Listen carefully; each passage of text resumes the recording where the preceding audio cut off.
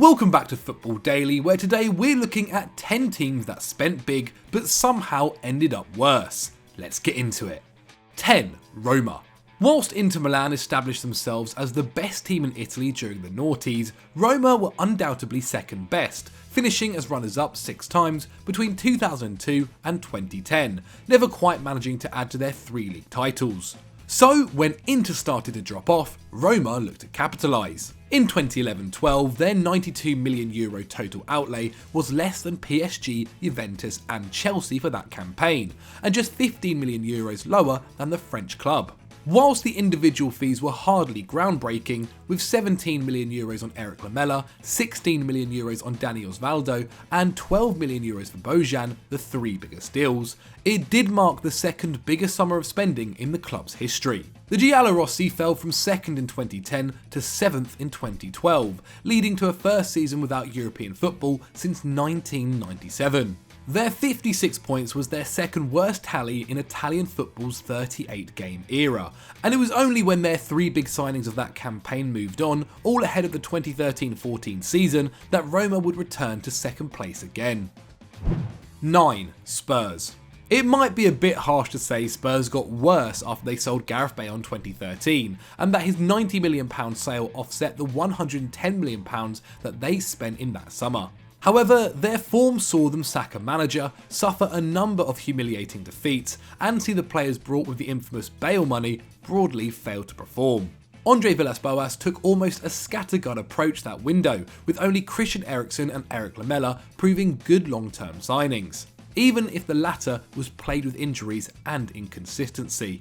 Roberto Soldado failed to impress, Paulinho was in China 2 years later, whilst Etienne Capoue, Nacer Chadli and Vlad Chiriches were nothing but rotation options during their spells. AVB would be out of a job by December after a 6-0 defeat to Man City and a 5-0 loss to Liverpool. They'd end the season with a worse attack, worse defence and Tim Sherwood at the helm, although still clung on to a 6th spot. Even 2014-15, the season under Mauricio Pochettino, Spurs picked up their lowest points total in 5 years, before finally cracking top 4 again in 2016 after a few smarter deals. 8. Manchester City. You may be surprised to see Manchester City in this list, considering their success of the last decade has been built on spending big, but if you flash back to their first big window, things didn't exactly go to plan. In 2007-08, under Sven-Göran Eriksson, they finished 9th and qualified for Europe, before being taken over by the Abu Dhabi Group on the final day of the transfer window ahead of the subsequent campaign. Of course, the marquee signing was Robinho, costing the new owners almost £40 million from Real Madrid, but the club had already spent £50 million on the likes of Joe, Shaun Wright-Phillips, Pablo Zabaleta and Vincent Kompany. Whilst 3 of those are club legends, 08-09 didn't get off to a great start.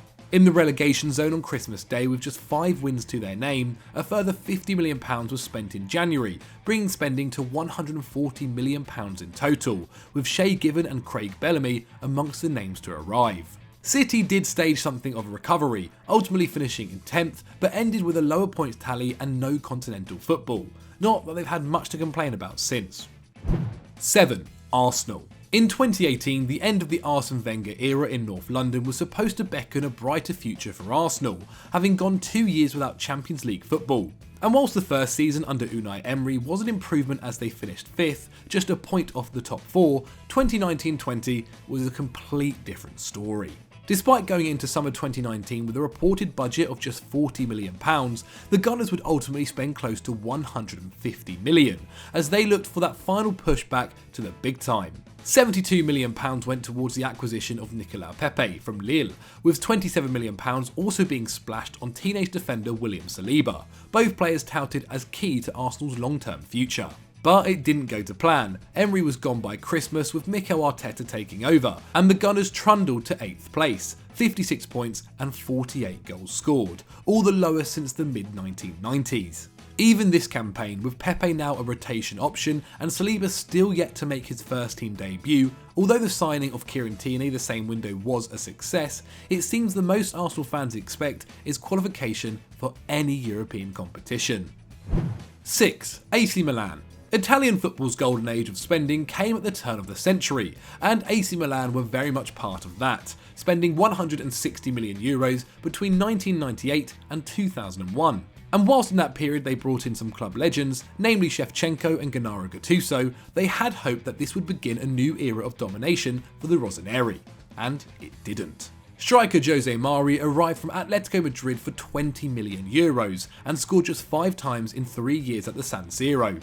In 2000, they would spend €18 million on Real Madrid midfielder Fernando Redondo, but after suffering a knee injury on one of his first training sessions with the club, the Spaniard wouldn't make his debut for AC Milan for 2.5 years. Under Alberto Zaccheroni, Milan would fall from league winners in 1999 to 6th in 2001, a mighty 26 points off champions Roma.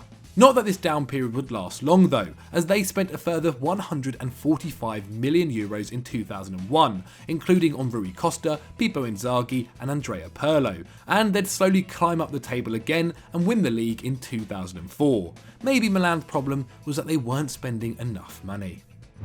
5. Inter Milan.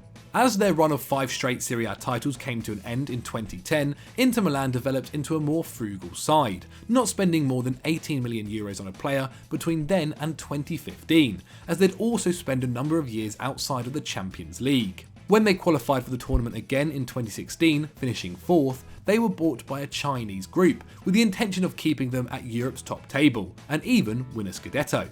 So in came João Mario for €40 million, Gabriel Barbosa for €30 million, and Antonio Candreva for €22 million, as spending topped €160 million, with no major outgoings to cover the expenditure.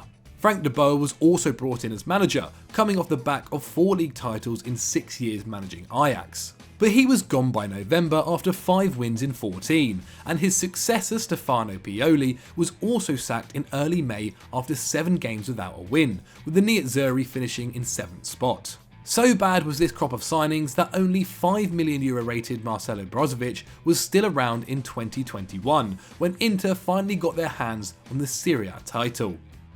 4. Liverpool. Under Jurgen Klopp, Liverpool have gained a reputation for spending smart, with most of the big money moves during his time in charge paying off. However, in the era before his arrival, there were a lot of big mistakes in the market from the fabled Liverpool Transfer Committee, especially after they tried to build on the 2013-14 campaign in which they finished as Premier League runners-up.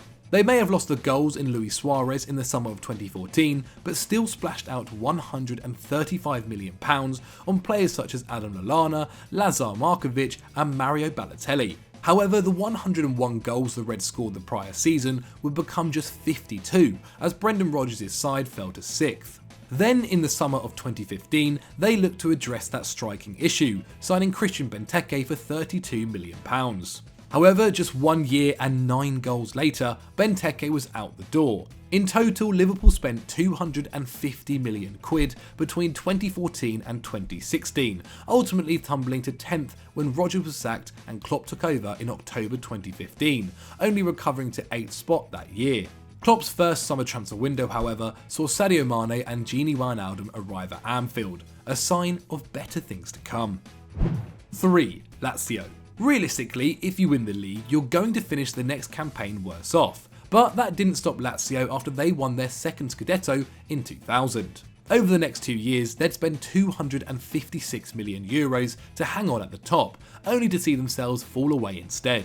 This is despite even breaking the world record transfer fee, spending €56 million on Parma's Hernan Crespo. And whilst the Argentinian performed, netting 39 goals in 54 matches, the other new names to arrive in this period underwhelmed. The €23 million Claudio Lopez, signed to partner Crespo, suffered from injury issues, whilst €26 million Jaap Stam would be banned for 5 months after steroids were found in his system. Then there's Gaisca Mendieta, who cost €48 million from Valencia in 2001 and spent just 1 year in Rome before returning to Spain on loan, ultimately leaving on a free to Middlesbrough 3 years later.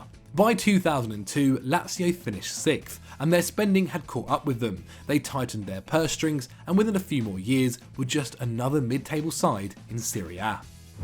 2. Everton. Since 2016, only 4 Premier League sides have spent more than the £530 million Everton have splashed on new signings, with the Toffees spending more than Bayern Munich, Borussia Dortmund and rivals Liverpool in that period. So it's not unreasonable to expect the club to be challenging for the Champions League spots each year. However, they haven't even finished in the top 6 since 2014. The £75 million they made on Romelu Lukaku in 2017 wasn't reinvested well enough, as £182 million was splashed on the likes of Theo Walcott and Cenk Tosun, which led Everton to fall from 7th to 8th, 12 points worse off, and seeing their goal difference plummet from plus 18 to minus 14. Even another £90 million spent the subsequent summer didn't see the then Marco Silva-led side climb up the table. Moise Kean and Jean-Philippe Gbamin were amongst the £110 million of outlays ahead of 2019, but again the Toffees fell away, sacking Silva and appointing Carlo Ancelotti, but only managing a 12th place finish. Finally though, after a year of Carlo and now Rafa Benitez taking the reins, things are looking up for Everton, although really it couldn't have been going much worse 2 years ago. 1. Barcelona.